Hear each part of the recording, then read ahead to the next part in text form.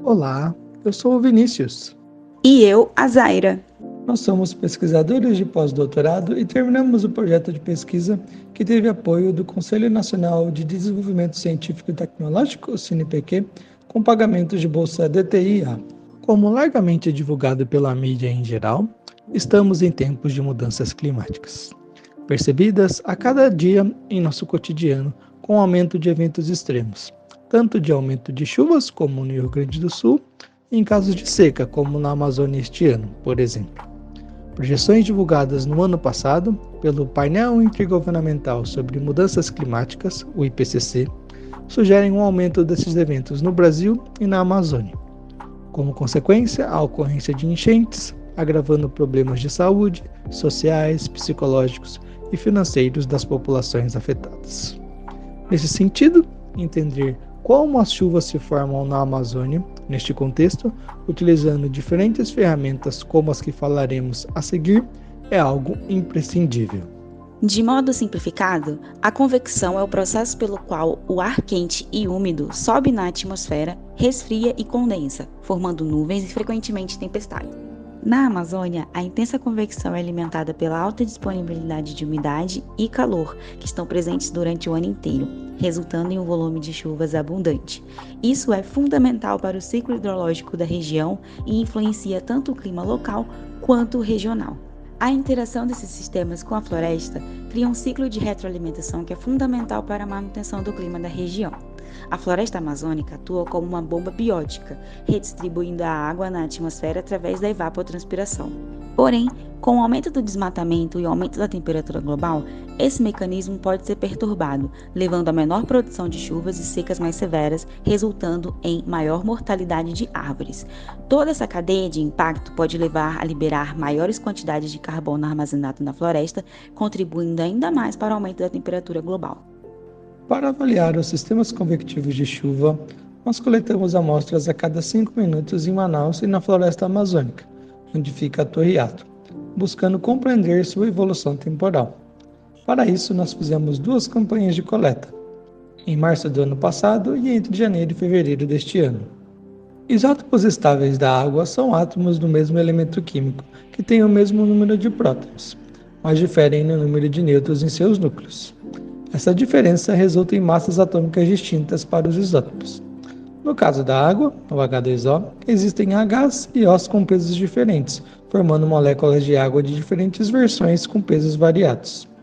Fazendo uma analogia simples, aquilo que é mais leve gasta menos energia para subir da superfície para a atmosfera. Portanto, algumas moléculas de água mais leves tendem a evaporar e subir para a atmosfera, enquanto outras são mais pesadas, condensam facilmente caindo como chuva.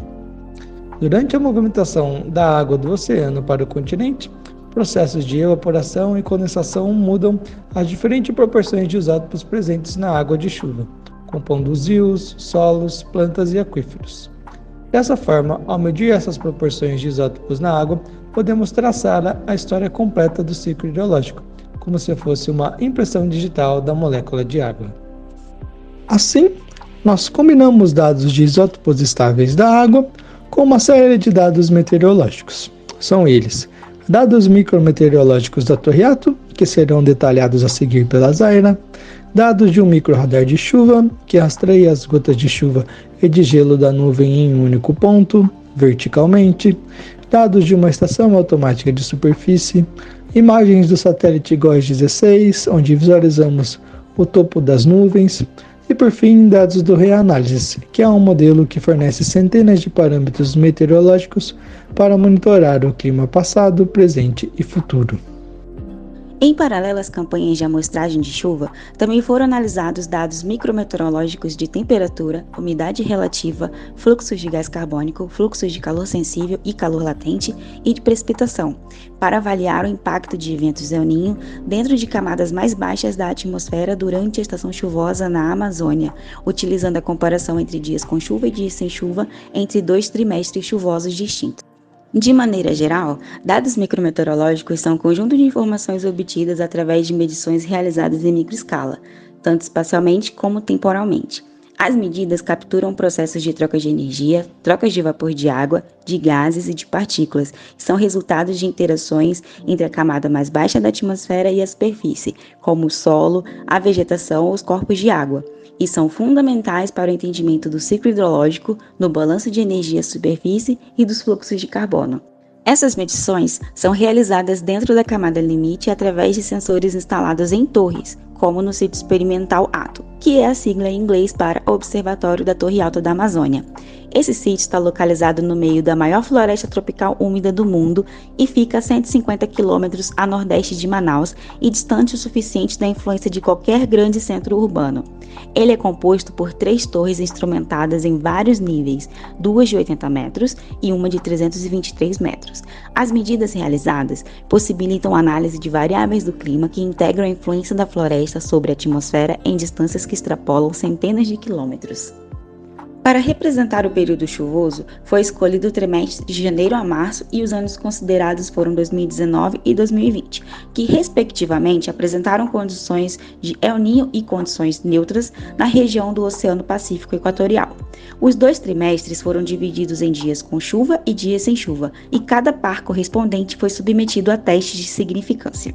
Oposto ao que se esperava, o trimestre de 2019, que estava sob influência do El Niño, apresentou temperaturas mais baixas e valores de umidade relativa mais alta que o trimestre de 2020.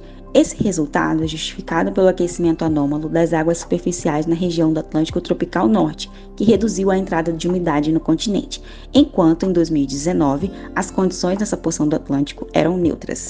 Os fluxos de calor latente sensível acompanharam a tendência da temperatura e foram maiores no trimestre de 2020. Consequentemente, isso implicou em um trimestre com maior valores de fluxo de calor latente, ao mesmo tempo em que se verificava menor valores de umidade relativa, comparado ao trimestre de 2019.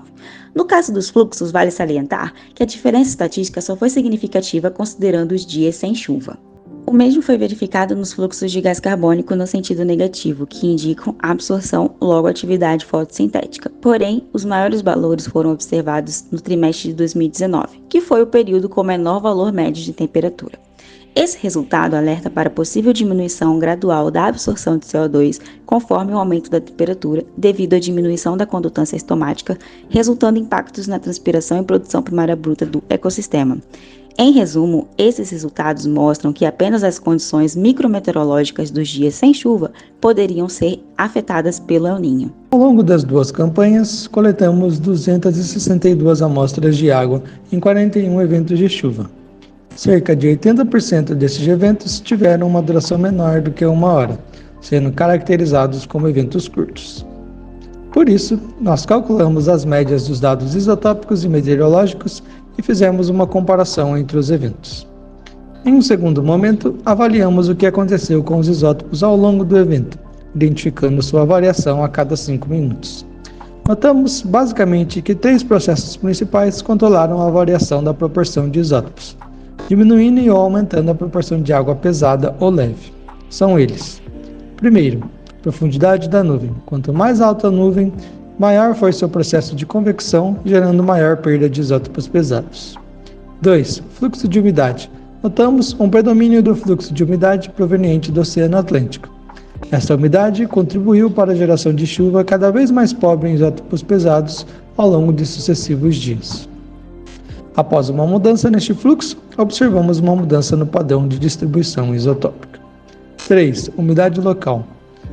Essa umidade, em grande parte proveniente da floresta, interage com as gotas de chuva durante a sua queda em direção para a superfície, mudando a proporção entre isótopos pesados e leves. Portanto, com esse projeto podemos avançar no conhecimento sobre a formação da chuva na Amazônia, ilustrando como processos locais e regionais se relacionam e se combinam para formar chuvas com diferentes características isotópicas. Os processos meteorológicos envolvendo os isótopos da água para entender a chuva, ilustrados aqui, foram poucos estudados na Amazônia em uma escala fina assim, de minutos, gerando um conjunto de dados observacionais que podem ser utilizados em estudos futuros e modelagem climática. A floresta amazônica é parte de um grande conjunto hidroclimático, portanto, cada árvore e cada componente desse sistema é importante, porque tudo está interligado de maneira complexa. E mesmo em escalas temporais tão pequenas como a que utilizamos nesse trabalho, podemos observar essa conexão.